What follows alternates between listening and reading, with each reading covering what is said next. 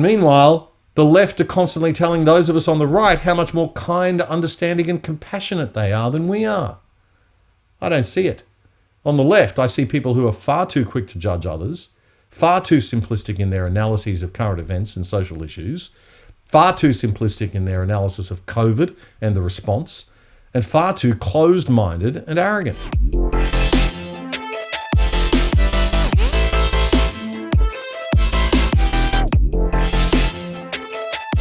G'day and welcome to episode 66 of The Other Side with Damian Coory, your dose of sanity from a sensible classical liberal centre-right perspective. In a moment we'll try to answer the question, who are the real journalists? What is a real journalist? It seems those who think they are, aren't. And those who say they aren't, just might be. But first, what a horrible week it's been.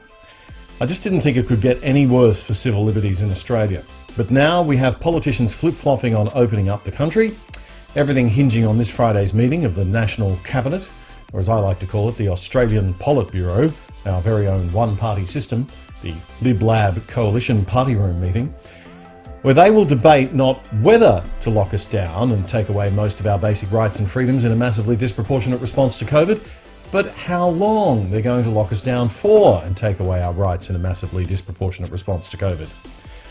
Remember what we said last week. This has nothing to do with the pandemic. We're being locked down because of a failure of our state and federal governments to properly prepare our hospitals and our nursing resources for a surge in cases and deaths that they have known was coming for more than 18 months. This is utterly inexcusable, Australia. And it's evidence that when left to government, the best outcomes will not occur. We should have had a combination of government and private sector experts from business working on this issue, because government is just incapable of getting fast results, because leaders in government don't have to be accountable every single day like those in business do to customers under the threat of real-time competition. Politicians and government are accountable once every 3 to 4 years in elections that are about many things. It simply isn't enough. And when we have a national crisis like this, you really get to see how big government costs lives. So now more people will die from COVID, and we've had to be in and out of lockdowns for 2 years, which has also undoubtedly killed or will kill thousands of people who couldn't get treatment or couldn't get diagnosis early enough for other things. Not to mention all the avoidable misery these lockdowns and border closures have brought to families, businesses, and people generally. The weaknesses of our country's recent descent into nanny-state big government wokeness over the past 10 to 20 years are finally coming to the fore. For God's sake, Australia, let's learn the lessons this time. In Melbourne this week, police fired on protesters. This is a mark of policing failure. Success is when violence is avoided and protests are managed with respect to people's right to protest and vent their concerns. That's what a liberal democracy is all about. There have simply been too many cases of police behaving badly this past year or so, and Victoria in particular seems to have a real cultural crisis in its force, a big enough cultural crisis, I think, to warrant the removal of the police commissioner in that state. He's failed, especially when something like this can happen on his watch. And I warn viewers, this video is a bit graphic, so you might want to jump ahead 60 seconds if you're sensitive.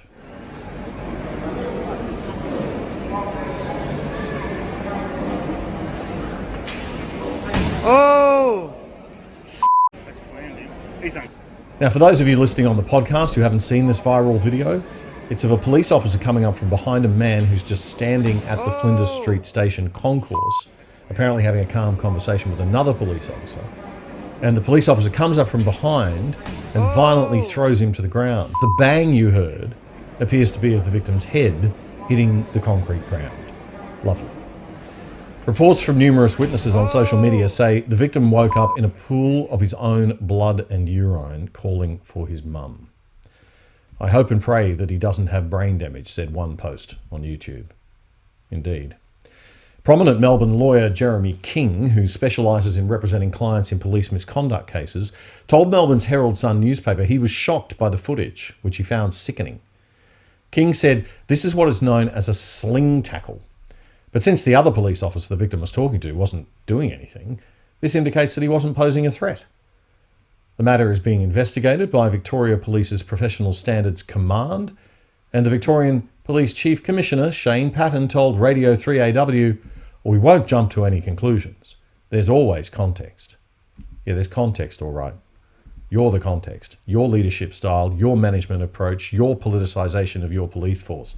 That's the context, Mr. Patton. The investigation is ongoing and we will be keeping an eye on it. If you know the victim or have any information about his well-being, please do let us know. In times of stress, parody is powerful at putting a spotlight on hypocrisy, and there's been some very powerful parody art happening on social media this week that says more than words ever could. This excellent piece from Polybard takes a Victorian Police anti-violence ad campaign and gives it a new, sobering twist. Watch. The 25th of November is the International Day for the Elimination of Violence Against Women and signals the start of 16 days of activism against gender-based violence. Anyone can be a victim of abuse. However, the overwhelming majority of family violence and sexual offences are perpetrated by men against women and children. And this has been a year that has impacted those in vulnerable situations more than ever. Across the community, many people from all cultures don't feel safe and respected within their family or relationship. This is simply unacceptable. Police are at the front line of this community crisis, protecting the many brave women and children that come forward, seeking our help and holding perpetrators to account. Victoria Police plays a leadership role in this. Like all good practice, it begins by looking at ourselves. This means ensuring our workforce understands and upholds the values and behaviours that create a safe, inclusive and gender equal workplace. Victoria Police commit to working hand in hand with the community to end violence against women and children and making the community and our organisation a safer place.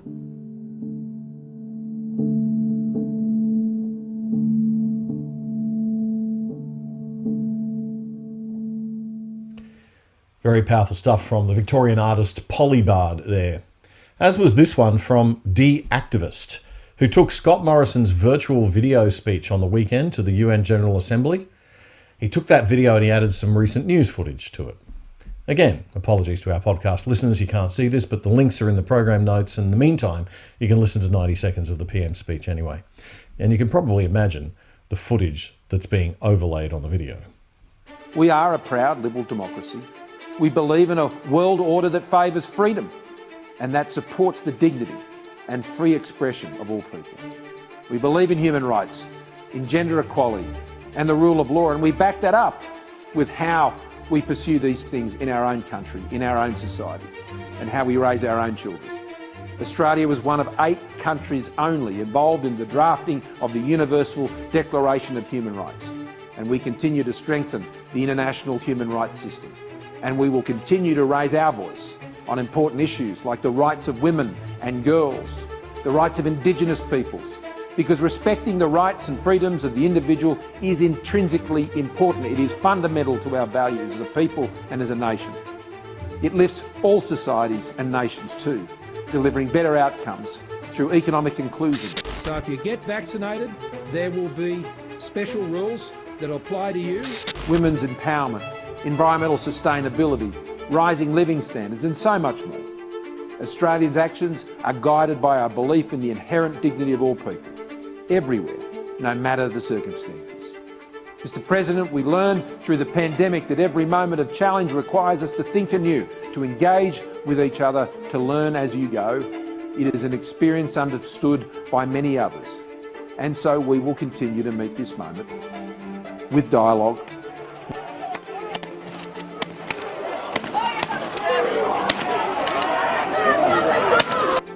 Thank you, Mr. President.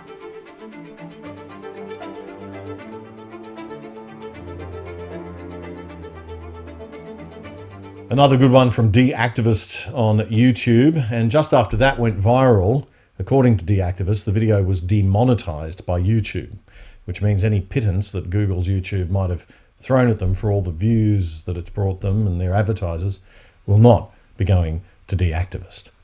Amazing.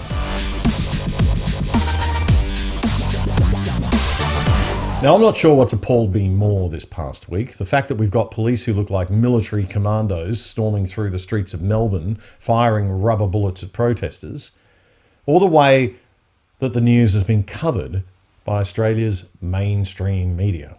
Good evening. On the day we should be enjoying the grand final parade, a far more disturbing spectacle in Melbourne, anti-vax protesters taking their shameful campaign from the city to the suburbs.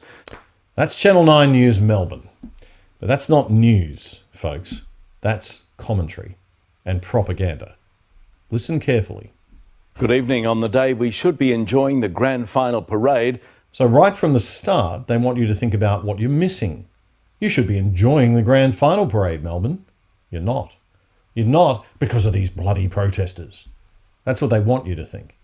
The real reason you aren't enjoying the grand final parade, Melbourne, is that you've chosen to vote for and support a premier that is handling COVID with extreme lockdowns because they can't run your hospital system properly and know that the hospitals probably won't cope with a COVID outbreak. That is why you're not enjoying the grand final parade, or the grand final for that matter. Now, if the mainstream media don't have the guts or ability to tell you that, which is the actual truth for anyone who digs 2 millimeters below the surface, then maybe they could refrain from imposing their own half-baked theories. Oh no, that'd be real journalism. That'd be news reporting. A far more disturbing spectacle in Melbourne, anti-vax protesters taking their shameful campaign from the city to the suburbs. Again, this isn't news. They're telling you what to think. They're telling you the spectacle is far more disturbing. Is it, Pete? Or is it just that your executive producer's personal opinion tells you to say that? They're telling you wrongly and falsely and deliberately that these are all anti-vax protesters. Some are. Many are just anti-forced vaccination protesters. Many are just anti-lockdown protesters. Many maybe just want the right to go to work. Many are just ordinary Aussies who want their liberty back. One of the protesters at the Shrine of Remembrance on Wednesday has now tested positive for COVID. Channel 9 has already determined that those protesting were a mob and that the police are the real victims here. One of the biggest concerns is this crowd could be spreading COVID. A man who marched among the mob of 400 on Wednesday was hospitalised hours after storming the Shrine of Remembrance. He was arrested by multiple police officers. They've been made to isolate, depleting an already exhausted force which has turned out in numbers and been assaulted almost every day for a week. Now look, I'm a conservative. I like the police, normally, when the police are doing real policing and haven't been politicised by a blatantly authoritarian socialist government. The police are victims, most of them. Some of them are loving this power trip, no doubt, but many are not. We know that for a fact. But our good police officers aren't victims of the protesters. They're victims of the Victorian government. A point lost on Martin Foley, Dan Andrews' trusty health minister. Think about the Victorian police members who have had to put themselves in harm's way to protect the rest of us. Think about those Victoria police members' families. Indeed. I wonder how long the police rank and file will put up with being used as political pawns by Victorian Labor and the union leadership in that state. And what about the families of workers who've had enough? What about the families of the small business people that have been crushed by COVID lockdowns? The families torn apart across interstate and international borderlines? And I can't help wondering what would have happened if these people were allowed to protest and shown just a little respect, and the police were doing the job they should have been doing, which is to seek to de-escalate violence and de-escalate the protests rather than escalate them and escalate the violence. And what would happen if television propagandists behaved as actual journalists and sought to show all sides of the protest? Everyone knows that every protest has a few nutters that'll start fights. But when you get thousands of people out on the streets, you might want to start listening to your people and asking yourself where you've gone wrong as a government, because they can't all be crazy. But the propagandists won't show you the other side. Pressed for time and eager for eyeballs, the princesses and princes in our commercial TV newsrooms will only show you the few seconds when the fights broke out, over and over and over again. If you want reality, you'll need to reinvest or invest more of your own time and watch the alternative independent media like us and The Real Rukshan.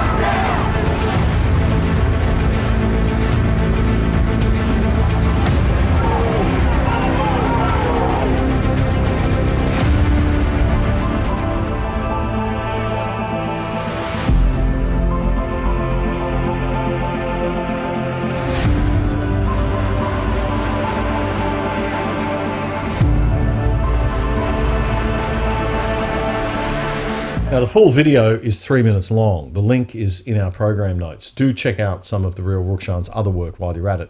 That video's had 100,000 views and almost 2,000 comments. And the most popular comments were these three. Pisces Goddess writes, "Victoria Police, we will never forget. You once had my respect, but never again." Southern Samurai, "As a Victorian Ambo, I'm shocked by VicPol's behaviour and disgusted in our state and federal governments." And Anthony Donaldson writes, "Much like the entire Victorian approach to COVID, disproportionate abuse of unnecessary additional powers. 52 years of Victorian, moving my family of 5 interstate as soon as we can. Disgusted by VicPol yet again initiating the violence. Shame on you all." So it's a reputational issue. It's a reputational issue for the Victorian Police. It's a reputational issue for our system of justice. It's a reputational issue for our concepts of liberty and our entire society and government. And it's a reputational issue that's going to linger for decades. But it's not just Victoria that's going to see a flight of people and of money from its shores. Australia as a whole is copping a reputation bashing globally. Some of it's a little over the top, but perception is everything, and you can't say that a lot of it isn't deserved.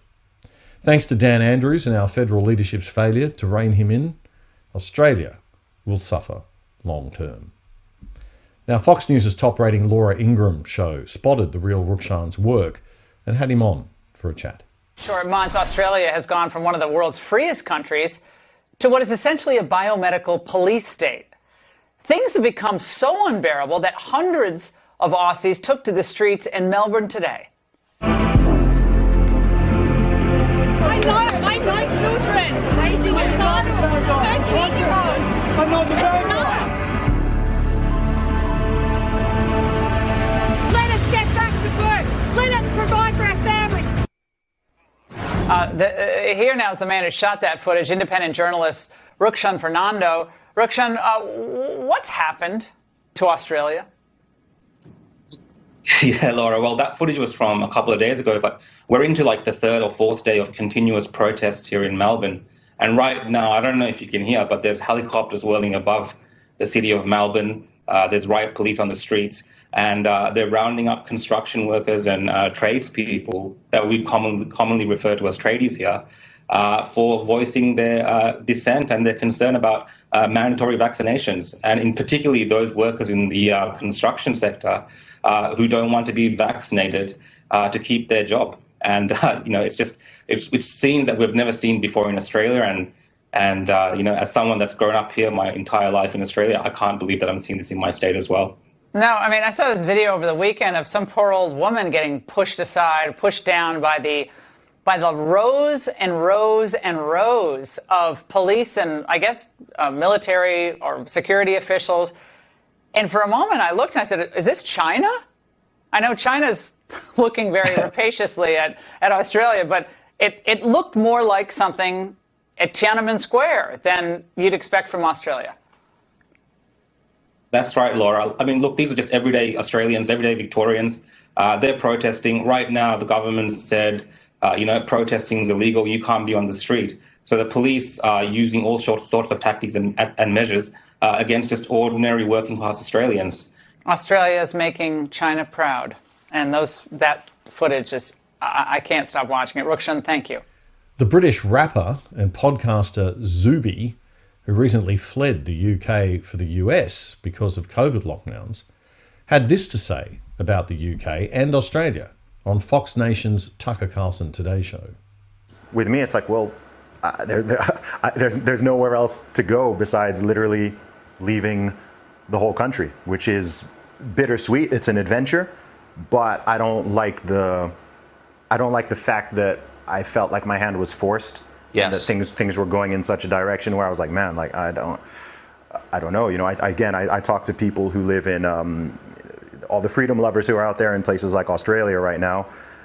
It's a bad situation. I mean, you can't leave the country.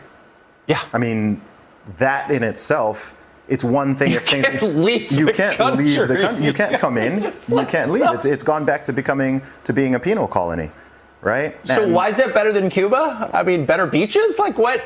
This is the thing, and you know, it's also been revealed that a lot of people don't value liberty and freedom, perhaps in the way that we thought that they did, or people claimed to. I think now you're seeing that, you know, I've always had a suspicion that really people value safety and security, or at least the illusion of it, more than they value freedom and liberty. And that's really proven, it's really proven to be the case. I mean, everything that's going on, every government overstep, every bit of authoritarianism or outright tyranny, what's the justification for it? You know, for the greater good, for your health, for your safety. That's always the justification, even if they're clearly going way beyond that. But it's all... Yeah, way beyond that. Zuby nails it. Now, with all the attention that new media has been getting, and independent journalists like Real Rukshan and Avi Yemeni, and dare I say it, us at Discernible, the mainstream media are freaking out. How dare Real Rukshan appear on Fox News, damn it? Only we in the left-wing old media get to control the narrative. As soon as anyone gets some profile, they pile on, like a bunch of screaming teenagers. This from someone named Eden Gillespie on Twitter. She's a cub reporter at SBS's online news service, The Feed. Another excellent use of your taxpayers' money, which seems to be rather heavily slanted towards a woke Marxist kind of worldview. Fox has interviewed Real Rukshan, a prominent live streamer who attends anti-lockdown protests. So, carry on. He calls himself an independent journalist, but is notably popular among the anti-lockdown crowd. Wow, not the anti-lockdown crowd. Those nutjobs who want a balanced consideration of personal liberty and freedom in COVID management in a liberal democracy. In his live streams, protesters have chanted his name and offered him donations. Yeah, he's got a fan base. This kid is just hilarious. Second tweet in the thread, please, James. Rukshan claims he isn't accepting donations. He isn't. At the protest, he was praised, while a Channel 7 journalist was attacked by protesters and doused in urine, which I guess is clearly Rukshan's fault. Rukshan's live streams have reached 70,000 viewers, and he's been interviewed by global media, as well as Australia's own 3AW. Oh no. So, Real Rukshan isn't a real journalist. Okay, but Eden Gillespie is. Right. So who is this Eden Gillespie? Well, let's have a look at her publicly available LinkedIn profile. It says she graduated from the University of New South Wales with a Bachelor of Media and a major in Journalism and Communications in 2019. Yeah. And in a career spanning all of 5 years, she's had 9 jobs. Some of them are actually paid positions and full-time. Now look, I'm not in the habit of doing hatchet jobs on people. I hate the ad hominem, playing the man and not the ball stuff. But Eden is a fan of that. One look at her vitriol-laced Twitter feed will show you that she's a classic modern millennial lefty. That she can throw a punch or 50. So many opinions for one so young. So I'll refrain from stooping as low as she does and put the hatchet away. But Eden does get special treatment and some advice from a journalistic elder. Although, what's the bet this 20-something doesn't take advice from people older than her too well? Eden, I'm now an independent commentator like Real Rukshan. But you can't write me off like you did him, because I've got 10 years experience in real radio journalism and 3 years as a senior reporter at Channel 10, the bastion of facts and accurate journalism under my belt. I've even been news director at a top-rating capital city radio station. And my advice to you, which I realise you will ignore, but maybe some other young up-and-comers out there won't, is 1, stop picking on people. You're way too young and early in your career for that. Number 2, start reading books about political ideologies you don't agree with, so as to broaden your incredibly narrow worldview, if you want to be a proper journalist. Because the last thing Australia needs is another woke child in journalism who mentally never left university. And 3, find someone older than you, preferably a lot older, and ask them to mentor you and show them some respect and some of what your generation have trouble with. It's called humility. I do wish you all the best, but leave Real Rukshan alone. He's proven himself to be a better journalist than most real journalists in Australia already. And criticising him for possibly accepting voluntary donations when your salary is paid by taxpayers involuntarily is playing with fire, kiddo. Kids these days, eh? I mean, of course, when I was in my 20s, I wasn't like that. I was worse. But we had grown-ups in the room in those days. You know, at 3AW, my news director was so scary, he literally made me cry one day. He's a lovely bloke. But if you were junior, you knew it. And that was a good thing. And the sexual harassment from the women in that newsroom to the young male journalists was over the top. It was wonderful. No, it was all taken in good fun in those days. These days, the kids are 5 seconds out of uni, a head full of woke garbage and the confidence to be managing director. And the ABC is just full of old woke people from Triple J in the 80s and 90s who haven't found the exit door yet. And why does SBS even have an internet news feed? How is this a good way to spend taxpayers' money? Like our kids need more news channels feeding them woke Marxist ideology in 2021? Give me a break. Of course, if we had a liberal federal government, they'd fix it. Oh wait, we do have a liberal federal government. Nothing like happily funding your own demise, is there? Anyway, I don't know where these kids get their attitude from. Actually, yes, I do. Over 50s lefties, my age group. The grumpy wrinklies. Like this lovely Labor MP who also thought it'd be fun to have a go at Rukshan for no reason at all on Twitter. Joanne Ryan, her name is. She's the member for the Victorian seat of Lalor in the Australian Parliament. And guess what? She's in the Labor Party. And she's the opposition whip. She retweeted young Eden's hatchet job on Rukshan with the comment, "The wedding photographer." Well, yes, Rukshan did used to be a wedding photographer. And do you know why he isn't a wedding photographer anymore, Joanne? Because his business disappeared due to lockdowns imposed by your Labor state colleagues. So he reinvented himself, because that's what smart, motivated achievers do. They don't lie on the couch watching Netflix with their hand out for a government welfare check. They go and make the money that pays the taxes that pays those welfare checks. And if we don't have any small business people being supported, there won't be any welfare checks pretty soon. Small business people also don't get to sit on a $211,000 a year base salary like our federal MPs do. All the way through lockdown, Joanne, like you probably have. Remember that one, battlers of Lalor in Victoria who vote Labor? The election is just around the corner. Lalor is a very safe Labor seat.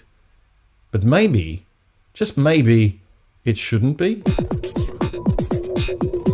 Anyway, it was actually a really good week for Rukshan. Lots of attention and no doubt clicks and subscribers, and good on him. He deserves it more than anyone.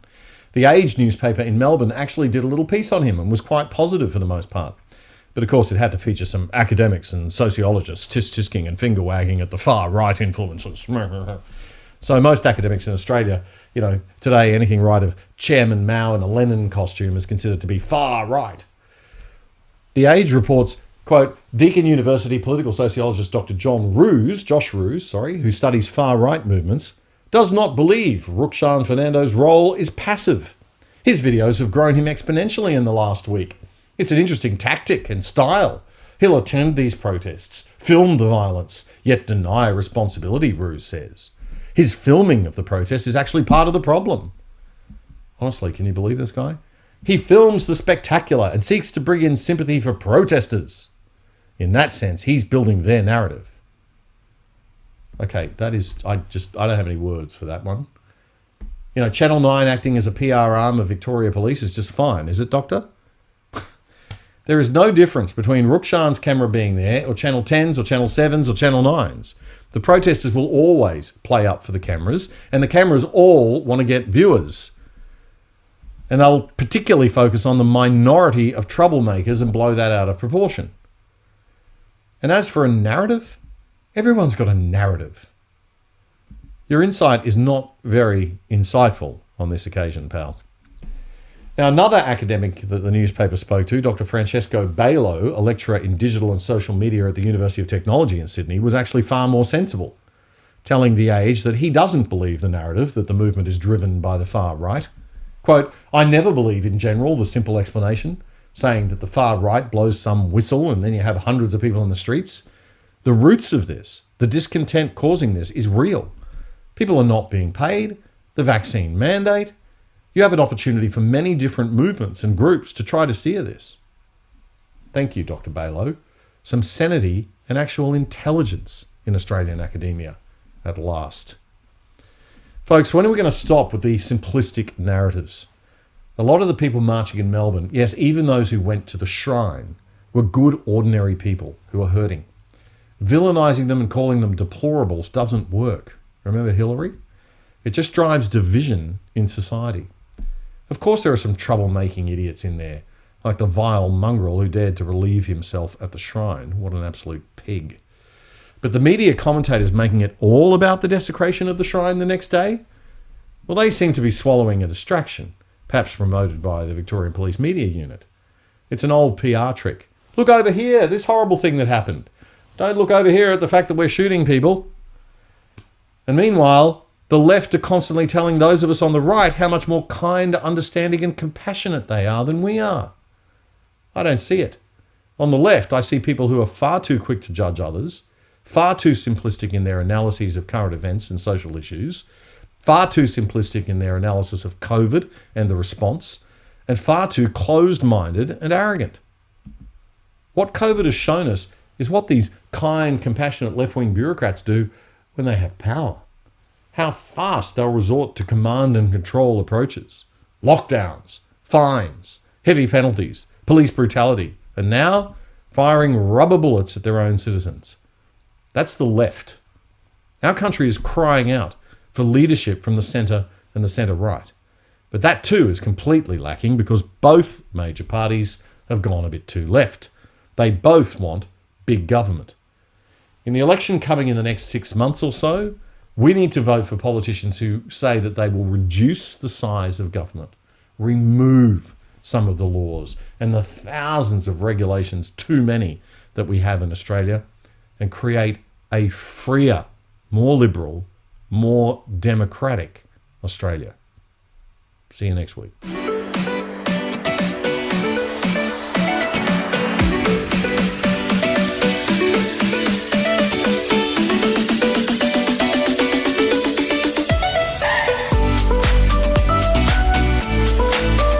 Hi, this is Damian Coory. If you enjoyed this episode of The Other Side Australia, the best way that you can support us is by telling your friends about the show and liking, sharing and subscribing, including hitting the bell on as many platforms as possible.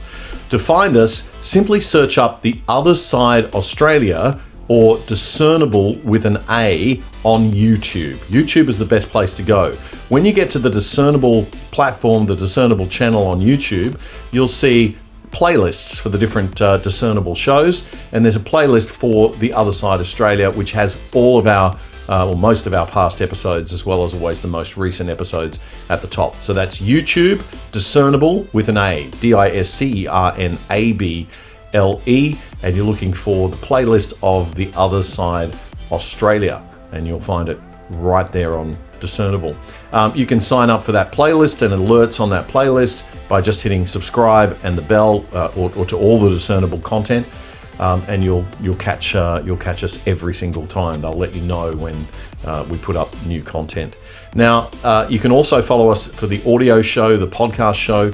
It's just the audio version of this show on Apple, Spotify, iHeartRadio, all the great audio podcast platforms. We are on all of them. And if you really want to keep in touch and avoid the big tech censors, just send us an email to theothersideost@gmail.com. theothersideost@gmail.com. Ask to be added to the VIP WhatsApp group, and I will send you back a link that enables you to join or unjoin. You have total control the WhatsApp group that we have. Now, the WhatsApp group is a one-way group, so you're not going to get bombarded with people having discussions about things. All we do is send one or two messages or so a week, letting you know that the new show is out with a link to the show. And occasionally we might send a little bit of information, but generally you're not going to get more than 2 or 3 messages on WhatsApp per week if you sign up to our WhatsApp group. So just drop me that email at theothersideost@gmail.com. And I strongly recommend signing up to the Discernible crew as well for the platform, for Matthew's shows, all the other content that we have on Discernible, at discernible.io. Bit of an unusual suffix there, not .com or .org, but it's .io. And it's Discernible with an A. Catch you soon.